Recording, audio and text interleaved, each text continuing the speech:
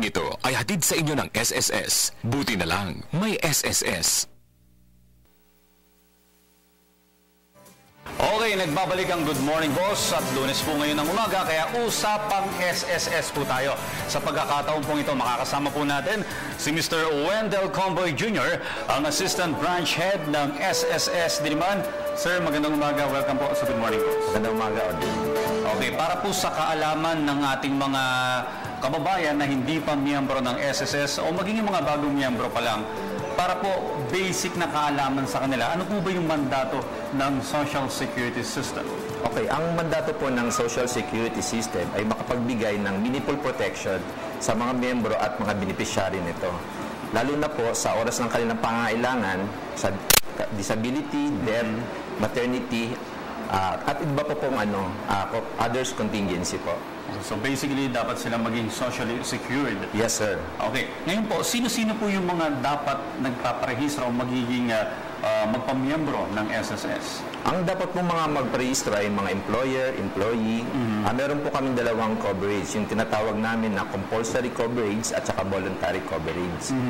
So sa compulsory coverage po, ito po yung napapaloob po dito yung mga employer, employees, self-employed.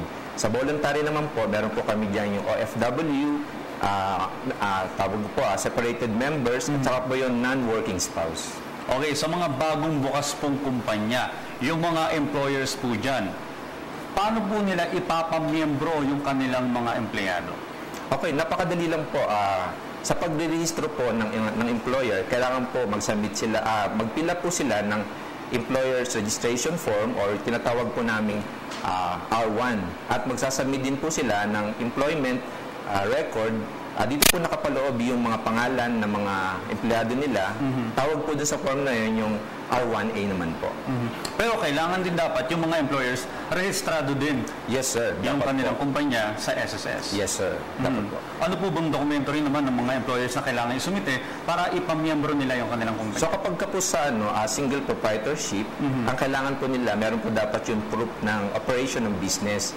Kagaya po ng DTI, yung name ng company nila, or sa permit po sa local government. At magsasubmit din po sila ng specimen signature at po yung sketch po ng kanilang location ng business. Yung mga self-employed naman po, paano po yung registration nila? May kaibahan po ba? Sa self-employed po, opo, may kaibahan po.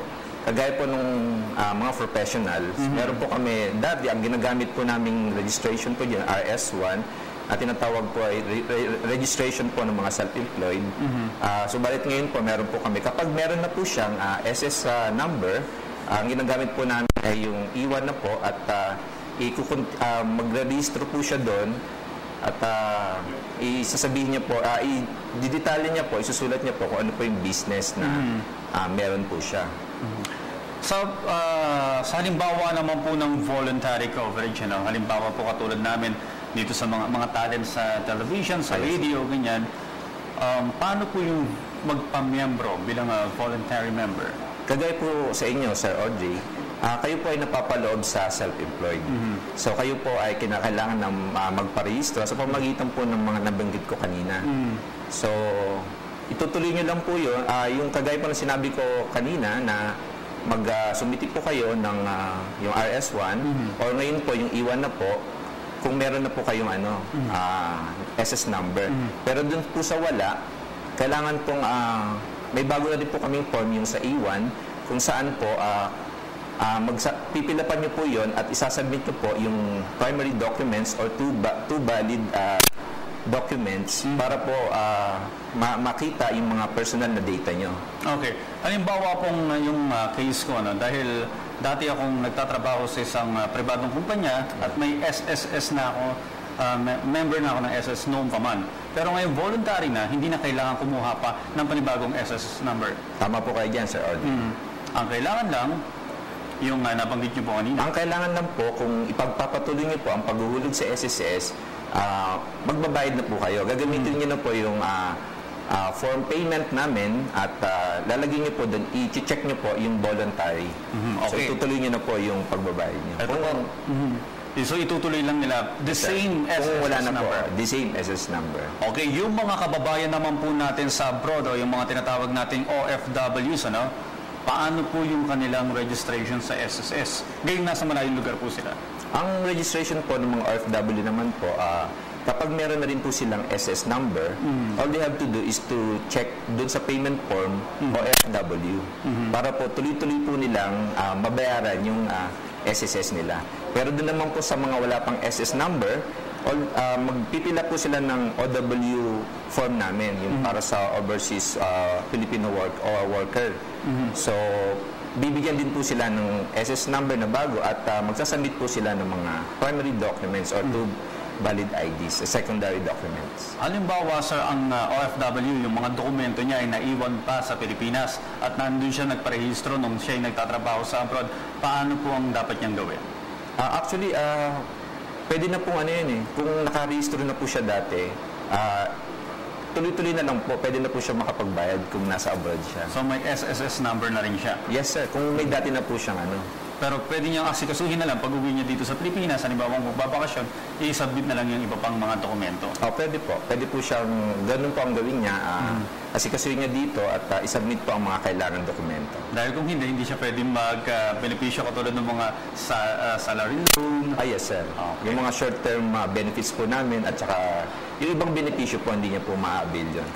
Siguro marami pang ibang katanungan yung ating mga kababayan, lalo na sa abroad, na wala masyadong mga... Meron man, pero ilan lang yung mga satellite office ng SSS.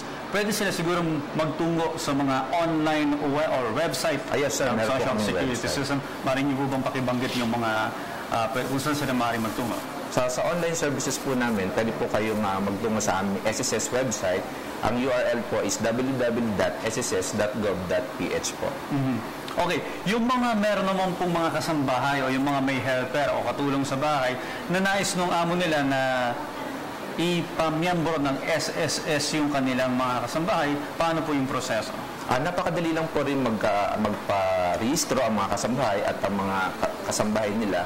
Magsasubmit lang po tayo ng sa Household Employer Unified Registration, na kung saan ito po ang pipilapan ng mga household employer at magsasubmit po ng kasambahay unified registration para naman po sa mga kasambahay. Okay. So, alam mo, Sir Wendell, napakarami nating napag-usapan patungkol sa pagpapamiyembro ng isang individual para maging SSS member. Pero I'm sure yung mga kababayan natin na nanonood ngayon, may iba pang katanungan.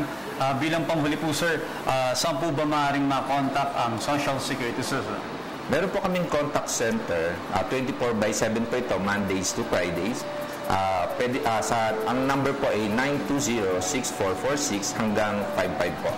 Okay, sana sa pamamagitan ng ating panayam ngayong umaga, may iba pang mga kababayan natin na hindi pa miyembro ng SSS ang magpamiyembro na para naman makakuha rin sila ng benepisyong nararapat para sa kanila. Maraming salamat po. Nakapanayam natin si Ginoong Wendelino Comboy Jr., ang Assistant Branch Head ng SSS Diliman, Quezon City. Maraming salamat, sir.